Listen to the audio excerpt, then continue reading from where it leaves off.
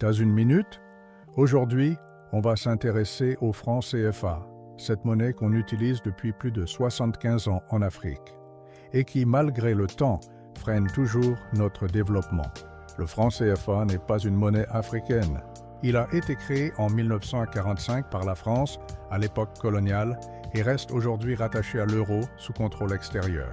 On nous dit qu'il apporte stabilité et sécurité, mais cette stabilité a un prix, notre souveraineté. Nos États n'ont pas le contrôle de leur propre argent. Une partie de leurs réserves de change est déposée au Trésor français. Autrement dit, pendant que des milliards dorment à Paris, nos pays manquent de routes, d'écoles, d'hôpitaux et d'usines. Et ce système dure depuis des décennies. Le franc CFA est aussi trop fort pour nos économies. Il suit la valeur de l'euro, ce qui rend nos produits trop chers à exporter et favorise les importations européennes. Exemple, au Sénégal ou au Bénin, un sac de riz local coûte 10 000 francs, tandis qu'un riz importé d'Asie coûte 7 000 francs. Résultat, on préfère acheter ailleurs et nos agriculteurs abandonnent leurs champs. Même chose pour les entreprises locales. Elles ferment parce qu'elles ne peuvent pas rivaliser avec des produits subventionnés venus d'Europe. Le franc CFA protège l'Europe, pas l'Afrique. Et comme nos banques centrales n'ont pas les pleins pouvoirs, elles ne peuvent pas créer librement de la monnaie pour financer le développement, comme le font la Chine, l'Inde ou le Brésil.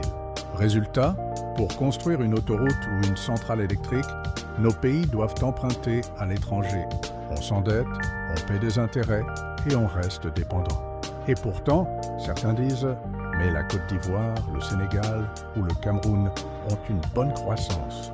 Oui, c'est vrai, mais c'est une croissance fragile. Elle repose sur les matières premières, cacao, pétrole, coton, bois. On exporte brut et on rachète transformé, à prix fort. C'est comme si tu vendais tes mangues à 100 francs et que tu les rachetais en jus à 3000 francs. Tant qu'on ne contrôle pas notre monnaie, on reste prisonnier du système. Le franc CFA n'est pas seulement une question économique, c'est aussi une question politique. C'est un outil de contrôle moderne, sans armée, sans drapeau, mais redoutablement efficace. Parce qu'une monnaie contrôlée, c'est un peuple contrôlé. Alors oui, certains pays arrivent à avancer malgré tout, mais jusqu'à quand? Une économie sans liberté monétaire reste une économie sous tutelle.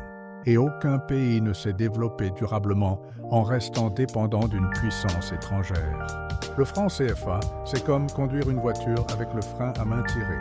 Tu peux avancer, oui, mais jamais à pleine vitesse. Alors abonne-toi, parce qu'ici on parle vrai. On dénonce ce qu'ils veulent, cacher, et on réveille les consciences africaines.